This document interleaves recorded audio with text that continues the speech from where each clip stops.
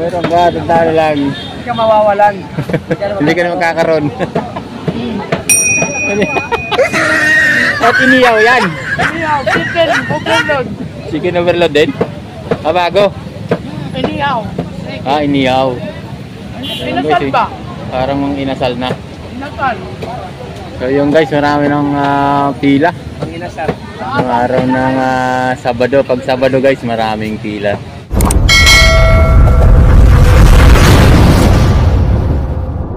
So yun guys, welcome back sa aking YouTube channel, no? Andito na naman tayo sa Baluarte ni Diwata guys. Umagang-umaga araw po yan ng Sabado. So andito tayo, kuha tayo ng update sa kanyang parisan ni Diwata. At si Diwata po ngayon ay umaangat na. Kaya lang po, meron ako napansin kay Diwata guys na hindi maganda. Para sa akin no, medyo parang ano siya, yung hindi siya masyadong timbang doon sa mga vloggers na nagpupunta sa kanya. Kasi nga yung ibang vloggers na napapansin ko na yung mga small parang ano niya, ini-snub niya, no? Pero pag malalaking nag-YouTube, yung malalaki na yung bahay, yung mga milyon na tulad nila Rosmar, yun parang entertain niya. So sa akin lang real talk lang mga to mga guys. So maraming salamat. Sige. Ano? Oy, wati ba yan? Pati iniyaw yan. Iniyaw. Sabi, bigyan ka, di ba? Wala nga wala pa Naki-commander pa Bigyan mo na daw siya kay, hindi pa daw namin draw. Teka lang. Tupalo na ngayon. Lagi naman ako dito Basta tandaan mo lang, mayroon ka. Meron ka, tandaan lang. Hindi ka mawawalan. Hindi ka na magkakaroon. At iniyaw yan. Iniyaw, chicken overload. Chicken overload din? Bago? Iniyaw. Ah, iniyaw. Inasal ba? Parang inasal na. Inasal. So yung guys, marami ng pila. Ang inasal. Yung araw ng Sabado. Pag Sabado guys, maraming pila. Sabado at Linggo. So yun ang wala pa si Boss Diwata. Hindi pa lumabas? Hindi pa, ano pa siya, nagpaayos sa niya, buhok. Guys, sa buhok. So yun guys, ikot-ikot muna tayo dito kay Diwata. So gawa muna tayo ng video dito. So yun, salamat. Tinanggal ang kanin. Ikot tayo dito guys. Hanap tayo dito ng so mahaba na naman yung pila ni Diwata guys. Ayan, mahaba na naman. So ang ganda naman, maaga pa, Sabado pa lang. So mahirap mag-edit pag may sounds. So chicken ang inaabangan nito mga to guys. Dito tayo banda. Ikot tayo dito. Chicken. So hanggang doon. So, dito may parking na ng bike.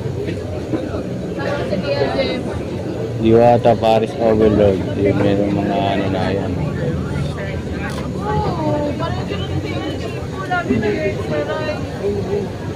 So ayan yung mga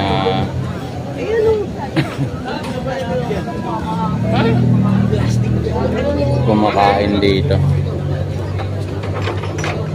So hanggang doon. Ano yun yung ano ni Diwata?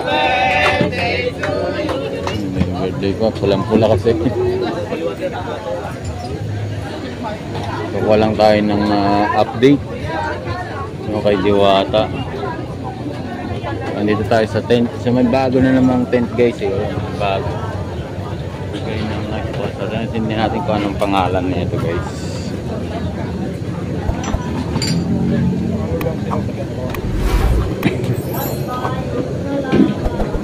So ayan, maaga pa, marami ng tao na dumarating. So dito merong libreng tubig kay Diwata. So ayan yung mga water jug ni Diwata. Tingnan natin kung may mga wala na pong tubig yung iba. Yung iba wala nang tubig. Kaya yung ano ni Diwata guys, ayan, zoom lang natin konti. Ayan. Yung kanyang pahingahan. Kaya lang kung sino-sino yung pumapasok guys eh. So yun si Tata, yung may dalang pares. So doon naman yung ihawan. Ang ganda. Area ni Diwata.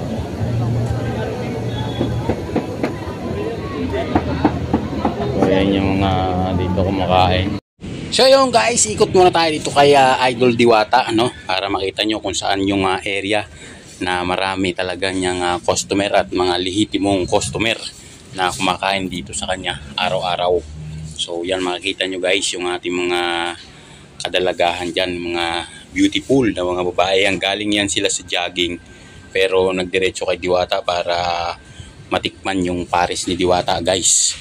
So ikot-ikot tayo dito yan para makita nyo yung ano. Hi ma'am, gandang umaga po.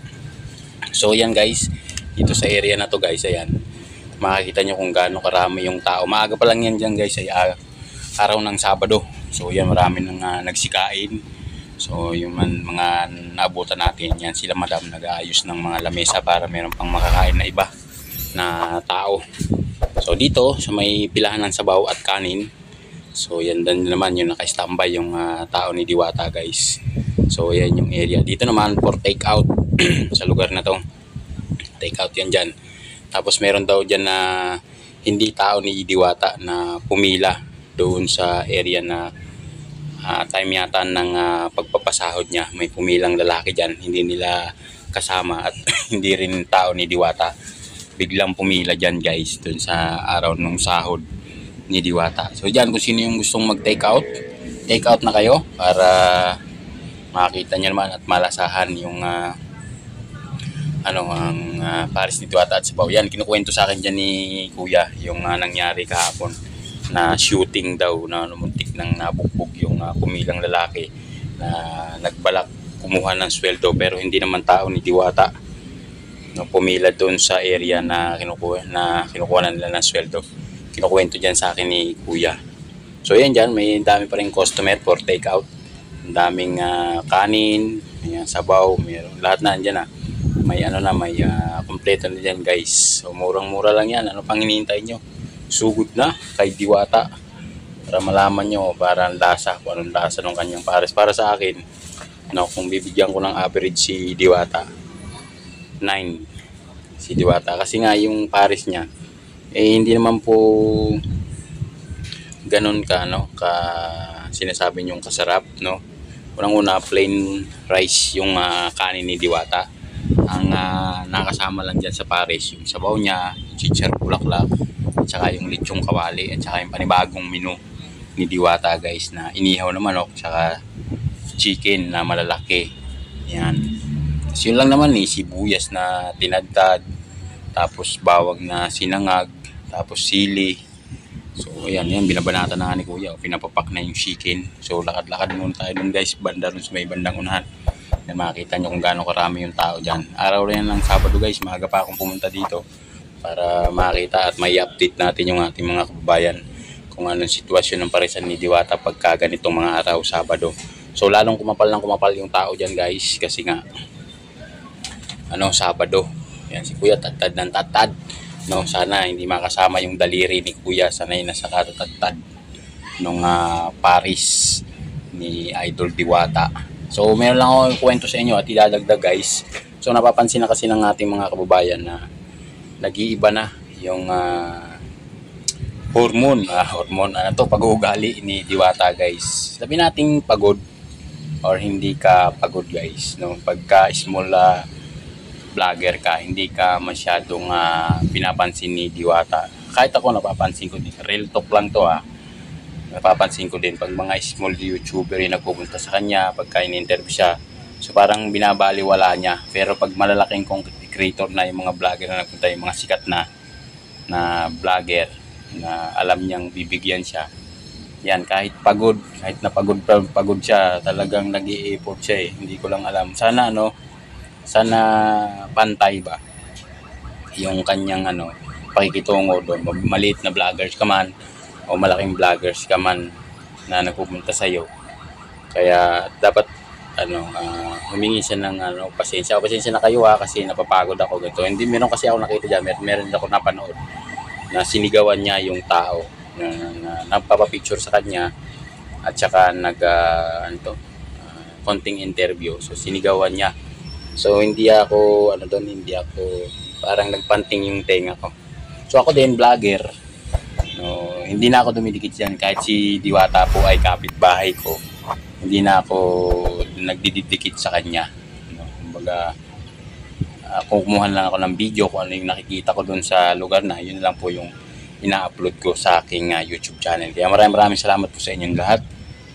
Dito lang po at sana po nagustuhan yung aking video. Maraming salamat po sa inyong lahat. Mabuhay!